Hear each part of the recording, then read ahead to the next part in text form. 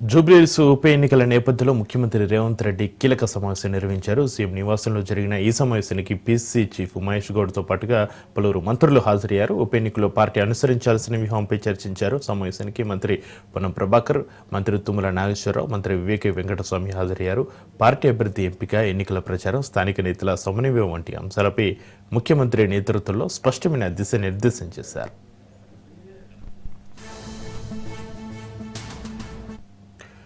పిల్లల నుంచి పెద్దల వరకు కుల మతాలు అనే తేడా లేకుండా అందరూ ఇష్టంగా తినే చాక్లెట్ ఆంధ్ర ఊటీ అరకులోనే తయారవుతుంది. దేశ విదేశాల నుంచి ఎందరో ఇష్టంగా తెచ్చుకునే చాక్లెట్లు ఇప్పుడు అరకు నుంచి ఎందరో విదేశాలకు తీసుకెళ్లేలా చేస్తున్నారు. ఇక్కడ 2000 రకాల చాక్లెట్లను తయారు చేస్తున్నారు. స్థానికంగా గిరిజనులకు ఉపాధి కల్పిస్తూ పర్యాటకులకు, ప్రజలకు చాక్లెట్ను అందిస్తున్నారు. చాక్లెట్లు అమ్మకాలపై మరింత సమాచారాన్ని మా విశాఖ ప్రతినిధి సూర్యప్రకాష్ అందిస్తారు. ఇష్టంగా అయితే చిన్నపిల్లలు ఎంతో ఆత్రంగా తీసుకునే చాక్లెట్ ఏదైతే ఉందో ఆంధ్ర ఊటీగా పేరుగాంచిన అరకులో అయితే తయారు కావడం, దాదాపు 800 పైచులుగా ఇక్కడ ఈ యొక్క చాక్లెట్స్ అన్నీ కూడా తయారు చేసి ప్రజలకు అందుబాటులో చేసేందుకైతే ఐటీడీఏతో పాటు ఏపీ టూరిజం అలానే స్థానికంగా ఉన్న కొంతమంది కార్యకలాపాలు నిర్వహించే వాళ్ళు కూడా దీన్ని నిర్వహించడం జరుగుతుంది. దీనికి సంబంధించి చాక్లెట్స్ కోసం అయితే నిత్యం కూడా ఎంతో మంది వస్తూ ఉంటారు. చాలా చిన్న వయసు నుండి 1-2 సంవత్సరాల నుండి కూడా పిల్లలు ఎంతో ఇష్టంగా తీసుకునే చాక్లెట్స్ అన్ని రకాల ఐటమ్స్ని కూడా దీన్ని ఇక్కడ తీసుకొచ్చి ఇక్కడ ఏర్పాటు చేసిన పరిస్థితి కనిపిస్తుంది. వీటిని ఇక్కడే తయారు చేసి ఇక్కడ ఉన్న ప్రజలతో పాటు అలానే వచ్చే పర్యాటకులకు కూడా అందించేందుకైతే ఈ యొక్క నిర్వాహకులు అయితే ఏర్పాటు చేసిన పరిస్థితి కనిపిస్తుంది. వైట్ చాక్లెట్స్తో పాటు black chocolates, brown chocolates, pink and ఈ యొక్క కాఫీ కలర్లో ఉండే విధంగా డిఫరెంట్ చాక్లెట్స్, అన్ని రకాల చాక్లెట్స్ని కూడా ఏర్పాటు చేశారు. అలానే మనం అమెరికా చాక్లెట్స్, అలానే అవుట్ స్టేషన్లో మనం ఎక్కువగా చూసే చాక్లెట్స్ని కూడా అది ఇక్కడ స్థానికంగా ఒక ఏజెన్సీ ప్రాంతమైన అరకులో తయారు చేసి అది కూడా పక్క దేశస్తులు కూడా మనం అందించే విధంగా అయితే ఈ యొక్క చాక్లెట్స్ని ఏర్పాటు చేసిన పరిస్థితి కనిపిస్తుంది. చాక్లెట్స్ విధి విధానాలను తెలుసుకొని దాన్ని ఒకసారి టేస్ట్ చేసిన పరిస్థితి కనిపిస్తుంది. వాళ్ళని అడిగితే తెలుసుకున్నాం. బ్రదర్ చెప్పండి, అసలు ఎలా అనిపిస్తుంది ఈ యొక్క చాక్లెట్స్? ఒక్కసారి ఇన్ని చాక్లెట్స్ని ఇక్కడ చూడడానికి ఎలా చూపిస్తుంటారు? చాలా మంచిగా అనిపిస్తుంది. ఇక్కడ చాక్లెట్ ఫ్లేవర్ కూడా చాలా యూనిక్గా ఉంది. చాలా మంచిగా అనిపించింది. కొన్ని చాక్లెట్స్ ట్రై చేసాం మేము. తప్పనిసరిగా ప్రతి ఒక్కళ్ళు వచ్చి ట్రై చేయాలని కోరుకుంటున్నాను. చాక్లెట్స్ని ఇక్కడ టేస్ట్ చేయడానికి వచ్చారు. ఎప్పుడు కూడా బాగున్నప్పటి నుండి కూడా అందరూ చాక్లెట్స్ ఇష్టపడతారు. ఎలా అనిపిస్తుంది ఒక్కసారి ఇన్ని చాక్లెట్స్ ఇలాంటి ఏరియాలో ఒక అరకు టూరిస్ట్ ప్లేసెస్ చూడడానికి? అలానే అరకును కూడా ఎలా ఎంజాయ్ చేస్తున్నారు? ఉస్మానియా మెడికల్ కాలేజ్ నుంచి మేము అందరం బేసిక్గా ట్రిప్ కోసం అని వచ్చాము ఇక్కడికి. Experience was too good. Vizag ఎంత బాగుందో అరకు అంతకన్నా బాగుంది. దాంట్లో చాక్లెట్ ఫ్యాక్టరీకి వస్తున్నామంటే we are two excited actually.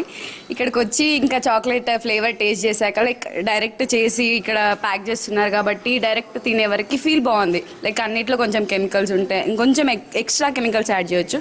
But ఇక్కడ కొంచెం కంపారిటివ్లీ ప్యూర్గా ఉంటుంది, బాగుంది. The taste was good, exciting ఉండే బేసిక్గా మాకు ఇక్కడికి వచ్చాక.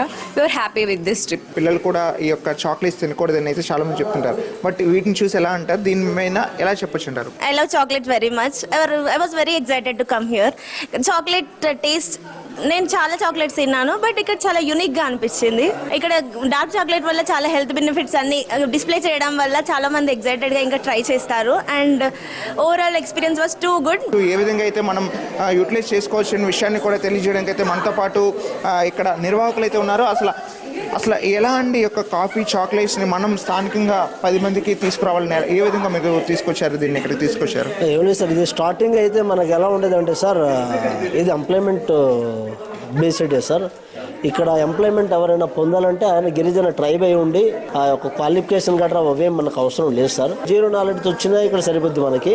ఇక్కడ ట్రైన్ చేసే విధానం కానీ అవి కానీ తయారీ విధానం కానీ అవన్నీ చాలా డిఫరెంట్గా ఉంటాయి అనమాట. ఇక్కడ తయారీ చాక్లెట్స్ ఏంటంటే సార్, వైట్, మిల్క్, డార్క్ చాక్లెట్లో 3 వెరైటీస్ ఉంటాయి. మనం ఇక్కడ తయారు చేసే చాక్లెట్స్ అప్రోక్సిమేట్లీగా 800 వెరైటీస్ ఆఫ్ చాక్లెట్స్. దాంట్లో వైట్లో మోర్ దెన్ వెరైటీస్, డార్క్లో మోర్ దెన్ వెరైటీస్, దాంట్లో కోటెడ్ చాక్లెట్స్ అన్ని, ట్రఫుల్ చాక్లెట్స్ అన్ని 800 వెరైటీస్ వరకు మనం మాట్లాడవచ్చు సార్. ఇక్కడికి వచ్చే కస్టమర్ని కూడా మనం ఏ చాక్లెట్స్ అయితే ఎక్కువగా సజెస్ట్ చేస్తూ ఉంటామంటే ప్యూర్ డార్క్ చాక్లెట్సే చేస్తాం సార్.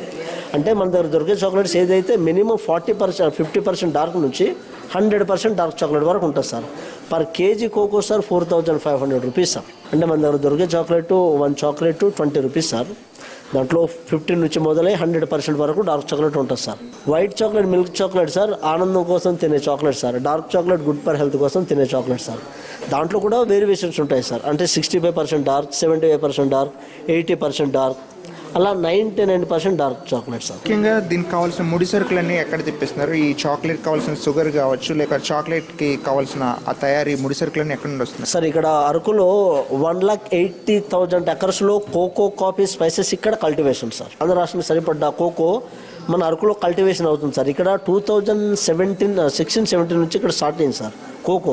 అంతకు ముందు నుంచి అయితే కాఫీ ఉండేది సార్. ఏంటంటే సార్ చాక్లెట్కి ముడి సరుకు కోకో ఎలాగో షుగర్ కూడా అంతే రోల్ పే చేస్తారు సార్. 50% ఆర్క్ అనుకోండి సార్, రిమైండింగ్ షుగర్ ఉంటుంది. అలాగా 100% వరకు ఉంటుంది. ఇక్కడ ఏంటంటే సార్ ముడి సరుకు కోకోయే సార్ కంప్లీట్గా. కోకో నుంచి cocoa butter, cocoa mass, cocoa liquor వస్తుంది సార్. కోకో మాస్ని ప్రెస్ చేస్తే బటర్ వస్తుంది, బటర్ని సపరేట్ చేస్తే పౌడర్. ఒక చాక్లెట్ చేయాలంటే సార్ అప్రోక్సిమేట్ 1 to 13 days వరకు జర్నీ సార్.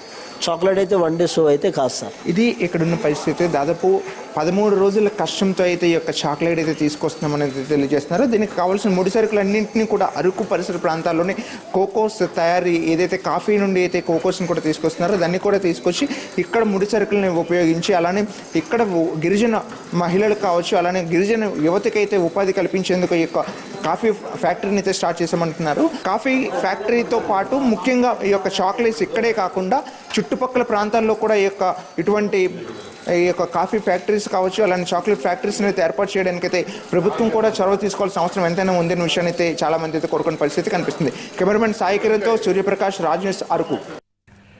కాంగ్రెస్ నేత నర్సారెడ్డి కీలక వ్యాఖ్యలు చేశారు. తాను 38 ఏళ్లుగా రాజకీయాల్లో ఉన్నానని, దళితులను తాను ఎప్పుడూ దూషించలేదని చెప్పారు. తాను దళితులకు పదవులు ఇప్పించారని, దళితుల మద్దతుతోనే ఇన్ని రోజులు తాను రాజకీయాల్లో ఉన్నానని చెప్పారు. తనపై ఆరోపణలు చేసిన వ్యక్తి గత ఎమ్మెల్యే ఎన్నికల్లో తనకు సపోర్ట్ చేయలేదని ఆరోపించారు.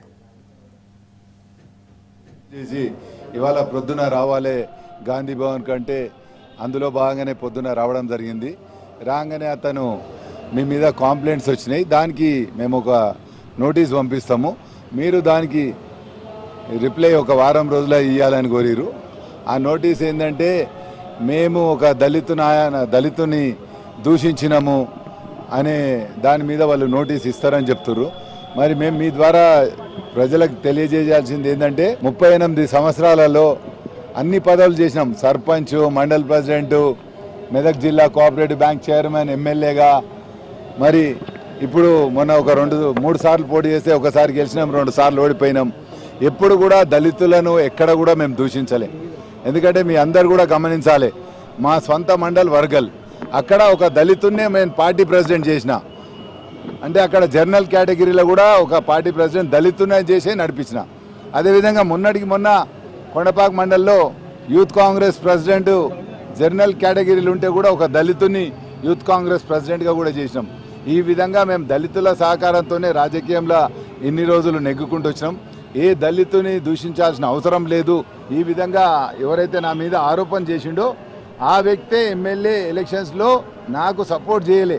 ఈటెల రాజేందర్ ఇంటికి పిలిపించుకొని ఈటెల రాజేందర్కు సన్మానం చేసి ఈటెల రాజేందర్తో పటాకులు కాల్చి మాకు సపోర్ట్ చేయలే, కానీ వాళ్ళతో కలిసి తిరిగాడు. మరి మాకు వడని వ్యక్తులు ఒకరిద్దరు పెద్ద మనుషులు ఆ దళితుని ముందటేసి నాటకాలు ఆడిపిస్తున్నారు.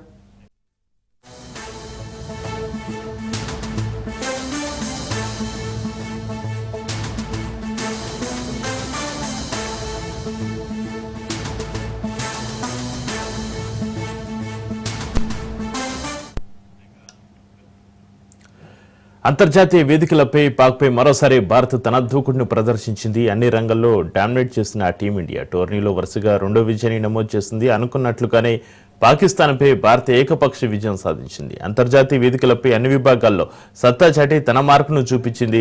భారత అభిమానుల మనసు పులకరించేలా పాక్ను చిత్తుగా ఓడించింది. దయాదుల సమరంలో మరోసారి పాకిస్తాన్పై భారత్ పైచేయి సాధించింది. ఆదివారం దుబాయ్ వేదికగా జరిగిన ఆసియా కప్ లీగ్ మ్యాచ్లో భారత్ అద్భుత విజయం సాధించింది. అన్ని రంగాల్లో సత్తా చాటిన యువ టీమిండియా పాక్ను 7 వికెట్లతో మట్టి కరిపించింది. అంతకుముందు టాస్ గెలిచి ఫస్ట్ బ్యాటింగ్ చేసిన పాక్ను బ్యాటర్లు నిరాశపరిచారు. భారత బౌలర్ల దాటికి నిర్ణీత 20 ఓవర్లలో 9 వికెట్లకు 127 పరుగులు మాత్రమే చేసింది. ఓపెనర్ షాహిబ్ జాదా ఫర్హాన్ 40 పరుగులతో టాప్ స్కోరర్గా నిలిచాడు. ఇక కుల్దీప్ యాదవ్ 3 వికెట్లతో పాక్ పతనాన్ని శాసించాడు. అనంతరం చేజింగ్ను భారత్ ఆడుతూ పాడుతూ చేసింది.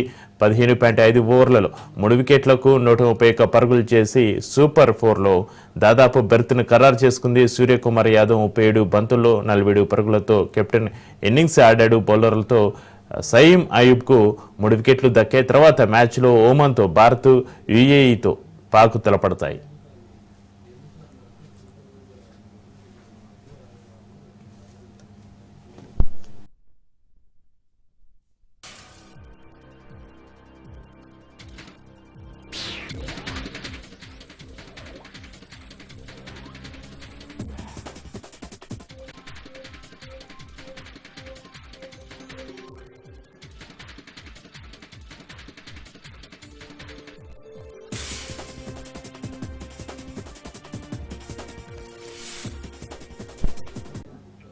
ఇప్పుడు ఫటాఫట్ న్యూస్ని ఒకసారి చూద్దాం.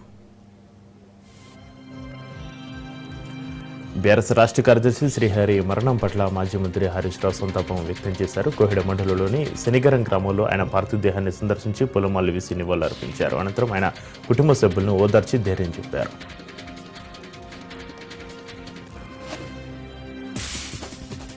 వికారాబాద్ జిల్లాలో రైతులు యూరియా కోసం తీవ్ర ఇబ్బందులు పడుతున్నారు. యూరియా కోసం కిలోమీటర్ల మేర క్యూలో నిలబడి ఎదురు చూస్తున్నారు. యూరియా అమ్మకందారులు మాత్రం గుట్టుచప్పుడు కాకుండా అమ్ముకుంటున్నారని రైతులు చెబుతున్నారు. దీనిపై సంబంధిత అధికారులు వెంటనే చర్యలు తీసుకోవాలని డిమాండ్ చేస్తున్నారు. భూమిపుత్రుడు పొన్నం సత్తయ్య జీవన సాఫల్య పురస్కారం కవులు కళాకారులకు ఇవ్వడం అభినందనీయమని మంత్రి తుమ్మల నాగేశ్వరరావు అన్నారు. మంత్రి పొన్నం ప్రభాకర్ తండ్రి పొన్నం సత్తయ్య జీవన సాఫల్య పురస్కార కార్యక్రమం హైదరాబాద్ రవీంద్ర భారతిలో ఘనంగా జరిగింది. ఈ కార్యక్రమానికి మంత్రి పొన్నం ప్రభాకర్ అధ్యక్షతన వహించగా మంత్రులు జూపల్లి, శ్రీధరబాబు తదితరులు పాల్గొన్నారు. సీఎం చంద్రబాబుపై వైసీపీ మాజీ ఎమ్మెల్యే టీజేఆర్ సుధాకర్ బాబు విమర్శలు చేశారు. చంద్రబాబు మాటలకు చేతులు అస్సలు పొంతనే ఉండదని మండిపడ్డారు. రాష్ట్రంలో జరిగిన ఘటనలు చూస్తుంటే అశాంతి కనిపిస్తుంది అన్నారు. ఆయన అసమర్థత పాలన గురించి జనం మాట్లాడుకోకుండా డైవర్షన్ చేస్తుంటారని దుయ్యబట్టారు. ఆర్థికంగా వెనుకబడిన అన్నమయ్య జిల్లాను ముందుకు నడిపించేందుకు అధికారులు సమన్వయ కృషితో అన్ని రంగాల అభివృద్ధి పథంలో నడిపిస్తారని, తద్వారా ఇటు ప్రజలకు అటు రైతుల ఆర్థిక అభివృద్ధికి కృషి చేస్తారని జిల్లా నూతన కలెక్టర్ నిశాంత్ కుమార్ తెలిపారు. అన్నమయ్య జిల్లాలో దక్షిణ కాశీగా పేరొందిన వీరభద్రస్వామి ఆలయంలో ప్రత్యేక ప్రార్థనల అనంతరం నూతన జిల్లా కలెక్టర్గా నిశాంత్ కుమార్ బాధ్యతలు స్వీకరించారు. ఉచిత వైద్య శిబిరాలతో పేద ప్రజలకు ఎంతో మేలు జరుగుతుందని, వాటిని సద్వినియోగం చేసుకోవాలని మాజీ మంత్రి సనత్ నగర్ ఎమ్మెల్యే తలసాని శ్రీనివాస్ యాదవ్ కోరారు. బాన్సిలాలపేట డివిజన్లోని అగర్వాల్ సేవాదల్ సంస్థల ఆధ్వర్యంలో ఉచిత మెగా హెల్త్ క్యాంపును తలసాని ప్రారంభించారు. ప్రస్తుత పరిస్థితుల్లో వైద్యం ఎంతో కాస్ట్లీగా మారిందని అన్నారు. యూరియా దొరక గడ్డి మందు తాగిన గిరిజన రైతు మల్లెల నర్సయ్యను బీఆర్ఎస్ ములుగు నియోజకవర్గ ఇన్ఛార్జి బడే నాగజ్యోతి పరామర్శించారు. బాధితుని నర్సంపేటలోని వెంకటేశ్వర ఆసుపత్రిలో పరామర్శించారు. రైతులెవరూ అధైర్యపడొద్దని, ధైర్యంగా నిలబడి యూరియా కోసం కొట్లాడాలని పిలుపునిచ్చారు. రాష్ట్రంలో వైసీపీ ఖాతా ఖాళీ అవుతుందని కడప జిల్లా ప్రొద్దుటూరు ఎమ్మెల్యే వరదరాజులు రెడ్డి స్పష్టం చేశారు. ఇవాళ స్థానిక పెన్ననగర్లో ముస్లిం మైనార్టీలు వైసీపీ నుంచి టీడీపీలో చేరారు. గడిచిన ఎన్నికల్లో 11 సీట్లకే పరిమితమైన జగన్ పార్టీ ఇక అధికారంలోకి వచ్చే ప్రసక్తి లేదని చెప్పారు. ఈ క్రమంలోనే వైసీపీ ఉంటే ఉపయోగం లేదని భావించి అక్కడి నుంచి నేతలు, కార్యకర్తలు టీడీపీలోకి వస్తున్నారన్నారు.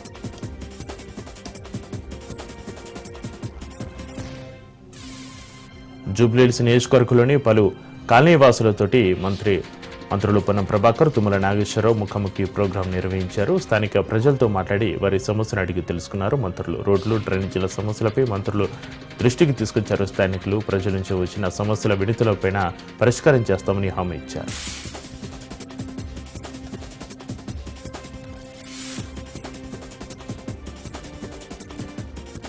మేధస్తో ఆడే ఆట చదరంగం అని ప్రతి పాఠశాలలో విద్యార్థులను ప్రోత్సహించాలని బీజేపీ రాష్ట్ర అధ్యక్షుడు రామచంద్రరావు తెలిపారు. లాలాపేటలో నిర్మించిన తెలంగాణ ఓపెన్ చిల్డ్రన్ చెస్ టోర్నమెంట్ను ఆయన ప్రారంభించారు. ఈ సందర్భంగా చదరంగం క్రీడలో చాలా మంది తెలుగు క్రీడాకారులు రాణిస్తున్నారని, క్రీడాకారులను ఆదర్శంగా తీసుకుని రాణించాలని సూచించారు. జయశంకర్ భూపాలపల్లి జిల్లా పలిమేల మండలంలో పోలీసుల కమ్యూనిటీ కాంటాక్ట్ కార్యక్రమం జరిగింది. కాటారం డీఎస్పీ సూర్యనారాయణ ఆధ్వర్యంలో ప్రతి ఇంట్లో తనిఖీలు చేపట్టారు పోలీసులు. నంబర్ ప్లేట్ లేని 11 బైకులు, 15 లీటర్ల గుడుంబా సీజ్ చేశారు పోలీసులు. అనుమానిత వ్యక్తులు కనిపిస్తే సమాచారం ఇవ్వాలని సూచించారు. డాక్టర్ బిఆర్ అంబేద్కర్ కోనసీమ జిల్లా కొత్తపేట నియోజకవర్గంలో ఎమ్మెల్యే బండారు సత్యానందరావు పర్యటించారు. పర్యటనలో భాగంగా 1,42,00,000 రూపాయల నిధులతో నిర్మించిన సీసీ రోడ్లు, భవనాలను ప్రారంభించారు. కూటమి ప్రభుత్వ అధికారులకు వచ్చిన తర్వాత 1000 కిలోమీటర్లు సీసీ బీటీ రోడ్లు గ్రామీణ ప్రాంతాల్లో వేయడం జరిగిందని తెలిపారు. కాకినాడ జిల్లా పిఠాపురంలో పంట కాలువ వ్యర్థాలతో చెత్త చెదారంతో నిండిపోయి నీరు పారక రైతులు ఇబ్బందులు పడుతున్నారు. కాలువలో వేసిన చెత్త చెదారాలను రోజు తామే తీసుకోవడంతో జరుగుతుందని రైతులు గగ్గోలు పెడుతున్నారు. ఈ విషయాన్ని ఇరిగేషన్, మున్సిపల్ అధికారులకు ఎన్నిసార్లు చెప్పినా కూడా పట్టించుకోవడం లేదని రైతులు ఆవేదన వ్యక్తం చేశారు. అల్లూరి సీతారామరాజు జిల్లా రంపచోడవరంలోని చిన్న బేరంపల్లి హైవే రూట్లో గంజాయి వాహనం అదుపు తప్పింది. బీరంపల్లి డైవర్షన్ రూట్ వద్ద గంజాయి బస్తాలు ఉన్న కారు ప్రమాదానికి గురైంది. సమాచారం తెలుసుకున్న పోలీసులు ఘటనా స్థలానికి చేరుకున్నారు. కారులో గంజాయి బస్తాలు కనిపించడంతో రంపచోడవరం పిఎస్కు తరలించారు. ఎన్టీఆర్ జిల్లా తిరువురు నియోజకవర్గంలో సీఎం రిలీఫ్ ఫండ్ చెక్కులను లబ్ధిదారులకు ఎమ్మెల్యే కొలికపూడి శ్రీనివాసరావు అందజేశారు. ఇప్పటివరకు 14 విడతల్లో 536 మంది లబ్ధిదారులకు 3,11,00,000 విలువ చేసే సీఎం రిలీఫ్ ఫండ్ చెక్కులను లబ్ధిదారులకు అందజేశారు. ద్వారకా తిరుమల శ్రీనివాస గోవింద, వెంకటరమణ గోవింద అంటూ స్వామివారి ఆలయానికి వచ్చిన పలువురు యాత్రికులు భక్తి విశ్వాసాలతో తమ మొక్కుబడులు తెరుచుకున్నారు. ఆలయానికి దాదాపు 10 నుంచి 15 వేల మంది పైబడి యాత్రికులు వచ్చి స్వామి అమ్మవారిని దర్శించుకున్నారు. దర్శనానంతరం స్వామివారి ఉచిత అన్నప్రసాదాన్ని స్వీకరించారు. హైదరాబాద్ లిబర్టీ క్రాస్ రోడ్లో బురుగుల రామకృష్ణారావు విగ్రహానికి పూలమాలలు వేసి నివాళులర్పించారు టీపీసీసీ అధ్యక్షులు మహేష్ కుమార్ గౌడ్, మంత్రి పొన్నం ప్రభాకర్. ఈ సందర్భంగా మహేష్ కుమార్ గౌడ్ మాట్లాడుతూ బురుగుల రామకృష్ణారావు ముఖ్యమంత్రిగా చెరగని ముద్ర వేశారని, వారి దూరదృష్టికి ఇప్పటికీ మనందరికీ ఆదర్శమని అన్నారు.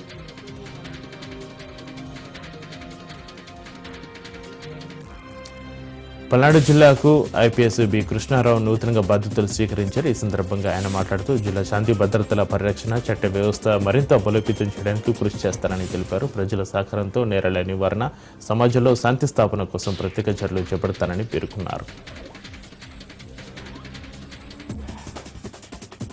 వేములవాడ శ్రీ రాజరాజేశ్వర స్వామి దేవస్థానం విస్తరణ, అభివృద్ధి పనులు వేగంగా కొనసాగుతున్నాయి. మొదట కళాభవన్ కూల్చివేశారు. దేవస్థానం వెనుక ఉన్న ఈవో కార్యాలయాన్ని, ఓపెన్ స్లాబ్ను, ప్రసాదాల కౌంటర్ను, ప్రసాదం తయారీ కేంద్రాన్ని కూడా త్వరలో కూల్చివేయనున్నారు.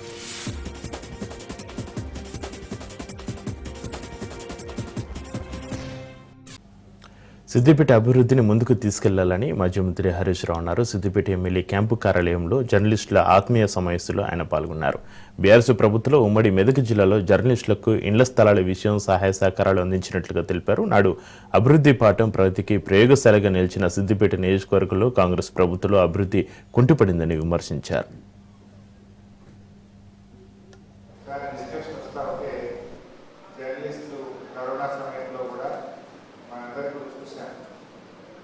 జర్నలిస్ట్ కరోనా బారిన పడితే ఆ కుటుంబం ఎంత ఇబ్బంది పడదో, ఎన్ని రకాలుగా వ్యయప్రయాసాలకు లోనైందో మనం కూడా చూసాం. జర్నలిస్ట్ జీవితం చూడడానికి గొప్పగా ఉంటుంది, కానీ పర్సనల్ జీవితం చూస్తే చాలా ఇబ్బందులు ఉంటాయి. మేనేజ్మెంట్ నుంచి జీతాలు రాక సగానికి సగం జర్నలిస్ట్ ఉంటారు. సగం మందికి జీతాలు వచ్చే పరిస్థితి లేదు. ఇక కొన్ని అయితే ఉండగలుగుతుంది, కొన్ని వెరీ ఫ్యూ కావచ్చు. కొద్ది మంది మాత్రం చాలా జీతాలతో పనిచేసే పరిస్థితి ఉంది. సో ఇలాంటి పరిస్థితుల్లో ఉన్న జర్నలిస్టులకు ఏదో కొంత వృత్తాపత్తిగా సహకారం అందించాలనే ప్రయత్నం ముందు నుంచి కూడా మీరు చూశారు. నేను ఉమ్మడి మెదక్ జిల్లాలో జహీరాబాద్ నుంచి మొదలుకుంటే సిద్దిపేట వరకు అన్ని నియోజకవర్గాల్లో కూడా జర్నలిస్టులకు ఇళ్ల స్థలాలు ఇచ్చేటువంటి ప్రయత్నం చేశారు. దాదాపు 90-95% రీచ్ చేస్తున్నాం జహీరాబాద్.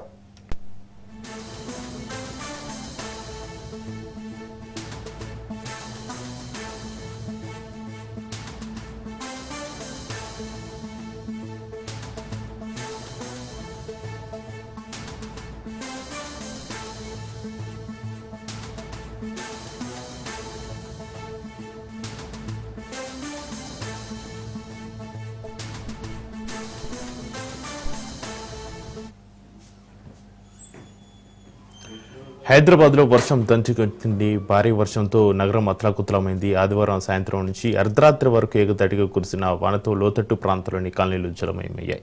రోడ్డుపై భారీగా ట్రాఫిక్ నిలిచిపోయి రాకపోకలకు అంతరం ఏర్పడింది. గచ్చిబౌలి పిఎస్ పరిధిలోని వట్టి నాగులపల్లిలో వర్షం దాటికి నిర్మాణంలో ఉన్న ఓ కన్వెన్షన్ సెంటర్ గోడ కూలింది. శిథిలాల మీద పడి ఆదిలాబాద్కు చెందిన కూలీ మృతి చెందాడు.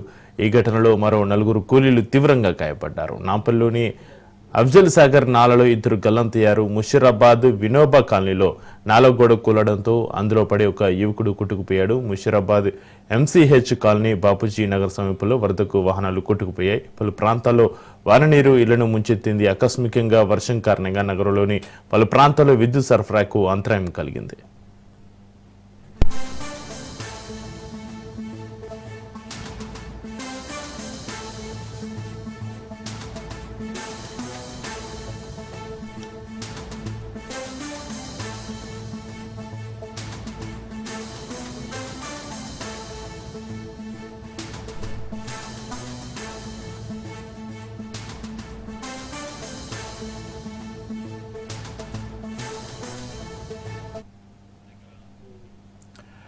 హైదరాబాద్లో వర్షం దంచుకొట్టింది. భారీ వర్షంతో నగరం అతలాకుతలమైంది. ఆదివారం సాయంత్రం నుంచి అర్ధరాత్రి వరకు ఏకతాటిగా కురిసిన వానతో లోతట్టు ప్రాంతాల్లోని కాలనీలు జలమయమయ్యాయి. రోడ్డుపై భారీగా ట్రాఫిక్ నిలిచిపోయి రాకపోకలకు అంతరం ఏర్పడింది. గచ్చిబౌలి పిఎస్ పరిధిలోని వట్టి నాగులపల్లిలో వర్షం దాటికి నిర్మాణంలో ఉన్న ఓ కన్వెన్షన్ సెంటర్ కూడా కూలింది. శిథిలాల మీద పడి ఆదిలాబాద్కు చెందిన కూలీ మృతి చెందాడు. ఈ ఘటనలో మరో 4 కూలీలు తీవ్రంగా గాయపడ్డారు. నాంపల్లిలోని అఫ్జల్ సాగర్ నాలలో 2 గల్లంతయ్యారు. ముషీరాబాద్ వినోబా కాలనీలో నాల గోడ కూలడంతో అందులో పడి ఒక యువకుడు కొట్టుకుపోయాడు. ముషీరాబాద్ ఎంసీహెచ్ కాలనీ బాపూజీ నగర్ సమీపంలో వరదకు వాహనాలు కొట్టుకుపోయాయి. పలు ప్రాంతాల్లో వాన నీరు ఇళ్లను ముంచెత్తింది. ఆకస్మికంగా వర్షం కారణంగా నగరంలోని పలు ప్రాంతాల్లో విద్యుత్ సరఫరాకు తీవ్ర అంతరాయం కలిగింది.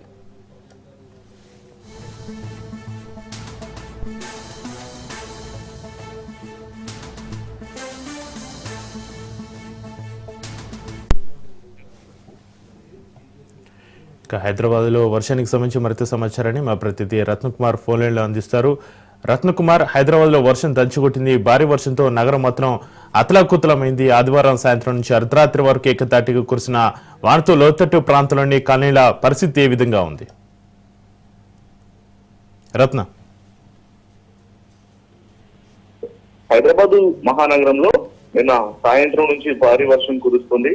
అన్ని ప్రాంతాలు కూడా, ముఖ్యంగా సిటీ శివారు ప్రాంతాలతో పాటు ఎక్కడెక్కడైతే లోతట్టు ప్రాంతాలు అనేవి ఉన్నాయో లోతట్టు ప్రాంతాలన్నీ కూడా జలమయం అవుతున్నటువంటి పరిస్థితి కనిపిస్తుంది. ప్రస్తుతం హైదరాబాద్ వ్యాప్తంగా గత 4 రోజుల నుంచి ఏదో ఒక సమయంలో వర్షం అనేది కురుస్తుంది. మరీ ముఖ్యంగా భారీ వర్షం అనేక ప్రాంతాల్లో కురుస్తూ ఉండడంతో జనజీవనం కొంత అస్తవ్యస్తంగా మారినటువంటి పరిస్థితి కనిపిస్తుంది. ఇదిలా ఉంటే వర్షాల కారణంగా కొంత ప్రాణ నష్టాలు సైతం చోటు చేసుకుంటున్నాయి. నిన్న వటినాగులపల్లిలో గోడ కూలి ఒకరు మృతి చెందగా కొంతమంది గాయాల పాలయ్యారు. అలాగే Habib Nagar police station limits లోని అఫ్జల్ సాగర్ వద్ద మామ అల్లుళ్ళు నాళాల్లో పడి కొట్టుకుపోయినటువంటి ఘటన చోటు చేసుకుంది. మామ ఇటు రామ అర్జున్ అల్లుడు అర్జున్ ఇద్దరు ఒకరినొకళ్ళు కాపాడుకోపోయి ఇద్దరు నాళాల్లో కొట్టుకుపోయినటువంటి ఘటన అనేది చోటు చేసుకుంది. ఇలా ప్రాణ నష్టాలు అనేవి సంభవించాయి. ఇదిలా ఉంటే వాతావరణ శాఖ అధికారులు అప్రమత్తం స్టార్ట్ చేస్తున్నారు. మరోవైపున ఇటు అప్రమత్తంగా ఉండాలి. ఇటు వర్షాలు అనేవి గత 2 రోజుల నుంచి కూడా కురుస్తున్న నేపథ్యంలోనే ఇటు మరికొన్ని రోజుల పాటు వర్ష సూచన ఉంటుంది కాబట్టి హైదరాబాద్ మహానగరంతో పాటు ఇతర జిల్లాల్లోనూ వర్షాల ప్రభావం అనేది ఉంటుంది కాబట్టి కొంత అప్రమత్తంగా ఉండాలనే విషయాన్ని కూడా తెలియజేస్తూ ఉన్నారు. ఇటు ఆ పటాన్ చెరువు నుంచి మొదలు పెట్టుకుంటే ఇటు పటాన్ చెరువు, చందానగర్, మియాపూర్, అలాగే హైటెక్ సిటీ, మాదాపూర్, జూబ్లీ హిల్స్, బంజారా హిల్స్ ప్రాంతాల్లోనూ కూడా వర్షం కురుస్తుంది. ఇక లక్డీ కపూర్, ఎల్బీ నగర్, చాదర్ఘాట్ ప్రాంతాల్లోనూ ఉప్పలు, నాగోల్ తదితర ప్రాంతాల్లో కూడా వర్షం అనేది కురుస్తుంది. మోస్తరు నుంచి భారీ వర్ష సూచన అనేది ఉన్న నేపథ్యంలోనే వీటన్నింటినీ కూడా గుర్తుపెట్టుకుని అత్యవసరమైతేనే బయటికి రావాలనేటువంటి విషయాన్ని కూడా తెలియజేస్తున్నారు. ఇప్పటి వరకు కూడా ఎటువంటి అలర్ట్స్ అనేవి లేకపోయినప్పటికీ కూడా కొంత మోస్తారు తేలికపాటి నుంచి మోస్తరు వర్షం కురుస్తుంది కాబట్టి వీటన్నిటిని కూడా దృష్టిలో పెట్టుకొని అత్యవసరం అయితేనే బయటికి రావాలి. బయటకు వచ్చినప్పుడు తగిన జాగ్రత్తలు పాటించాలంటూ కూడా వాతావరణ శాఖ అధికారులు అలర్ట్స్ జారీ చేస్తున్నారు. మరోవైపున జిహెచ్ఎంసీ అధికారులు సైతం అప్రమత్తమయ్యారు. ఎక్కడెక్కడైతే లోతట్టు ప్రాంతాల్లో వర్షం కారణంగా నీరు నిలిచిపోతుందో ఆ ప్రాంతాలలో నిలిచిపోయినటువంటి నీటిని క్లియర్ చేసేందుకు మాన్సూన్ టీమ్స్ రంగంలోకి దింపి అది మొత్తం కూడా క్లియర్ చేయడం జరుగుతుంది. ఇక మరీ ముఖ్యంగా ఇటు ప్రస్తుతం ఆ ఉద్యోగాలకు బయలుదేరినటువంటి సమయాలు కాబట్టి ఆ మరికొన్ని గంటల్లోనే వర్ష సూచన ఉంటుంది కాబట్టి ఆ ప్రయాణికులందరూ కూడా దీన్ని దృష్టిలో పెట్టుకొని ప్రయాణాలు సాగించాలనేటువంటి విషయాన్ని కూడా అధికారులు సూచిస్తూ ఉన్నారు. అయితే రత్నకుమార్, గచ్చిబౌలి పిఎస్ పరిధిలోని వట్టినావులపల్లిలో వర్షం దాటికి నిర్మాణంలో ఉన్న ఒక కన్వెన్షన్ సెంటర్ గోడ కూలి సిద్ధాళి మీద పడి ఆదిలాబాద్ చెందిన కూలీ మృతి చెందినట్టుగా తెలుస్తుంది. ఘటనలో మరో 4 కూలీలు తీవ్రంగా గాయపడ్డట్టుగా తెలుస్తుంది. ఈ ప్రమాదానికి సంబంధించి మీ దగ్గర ఏమైనా అప్డేట్స్ ఉన్నాయా రత్నకుమార్? వర్షం కారణంగానే కన్స్ట్రక్షన్ లో ఉన్నటువంటి వెటినాగులపల్లిలో అని ఒక గోడ కూలడంతో అక్కడ ఒకరు మృతి చెందగా మరొక 4 తీవ్రంగా గాయాల పాలయ్యారు. గాయాల పాలైన వాళ్ళందరినీ కూడా స్థానికంగా ఉన్నటువంటి ప్రైవేట్ ఆసుపత్రికి తరలించారు. ప్రస్తుతం వారి పరిస్థితి కొంత విషమంగానే ఉన్నట్లు తెలుస్తోంది. అయితే డాక్టర్లు తెలియజేసినటువంటి విషయం ప్రకారం మరికొంత సమయం గడిస్తే గానీ ఏ విషయం చెప్పలేము అనేటువంటి విషయాన్ని కూడా ఆ వైద్యులు సూచిస్తూ ఉన్నారు. వట్టినాగులపల్లితో పాటు అనేక ప్రాంతాల్లోనూ కొంత విషాద ఘటనలు అనేవి చోటు చేసుకుంటున్నాయి. ఇటు హబీబ్ నగర్ పోలీస్ స్టేషన్ లోని అబ్దుల్ సాగర్ లో కావచ్చు, మరోవైపున చాదర్గట్ ప్రాంతంలో కావచ్చు.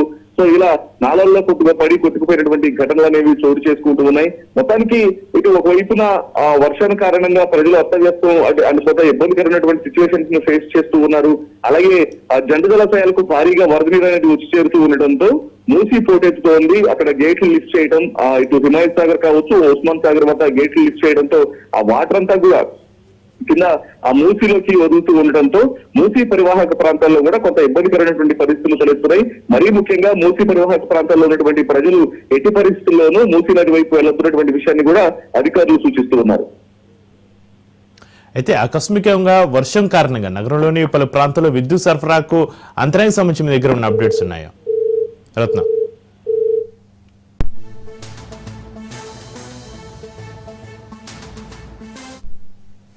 Right, thank you Ratnakumar.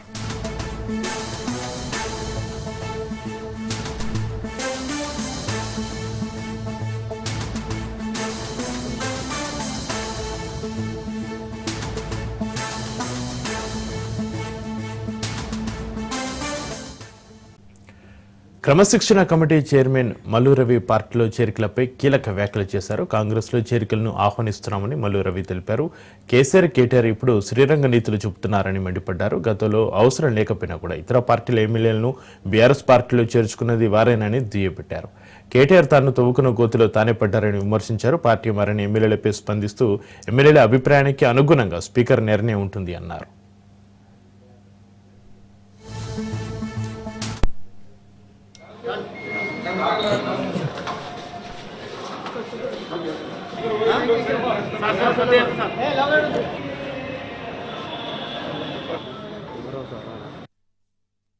KTR గారు తాను దొవ్వుకున్న గుంటలో తానే పడ్డాడు. కేటీఆర్ హరీష్ రావు ఇవాళ శ్రీరంగ నీతులు చెప్తున్నారు. రాజకీయ పార్టీ నాయకులు వాళ్ళు, మేము సన్యాసుల పార్టీ నాయకులు, మేము కూడా రాజకీయ పార్టీ నాయకులు. మీరే కదా మా దగ్గర ఉన్నటువంటి 14-15 మంది ఎమ్మెల్యేలని కాంగ్రెస్ పార్టీలో గెలుచున్న వాళ్ళని మీకు అవసరం లేకపోయినా కాంగ్రెస్ పార్టీ లీడర్ ఆఫ్ అపోజిషన్గా schedule caste person Mallu Bhatti Kumar గారు ఉంటే ఆయనకు ఆ నెంబర్ లేకుండా చేసి ప్రతిపక్ష పార్టీలో క్యాబినెట్ హోదా లేకుండా చేయటమే కాకుండా మరి వీళ్ళందరినీ మీ పార్టీలో తీసుకొని మొత్తం ఎన్నికలు అయిపోయిన తర్వాత దాని మీద ఏమి నిర్ణయం చేయలేదు. ఆ రోజు స్పీకర్ గారు మరి ఎంతోమంది పోయి అడిగినా కూడా నిర్ణయం చేయలేదు కదా. అది మర్చిపోయారా కేటీఆర్ గారు? ఎవరికి ఏం చెప్తున్నారు, మీరు ఏం చేస్తారనేది ఒక్కసారి చూసుకో.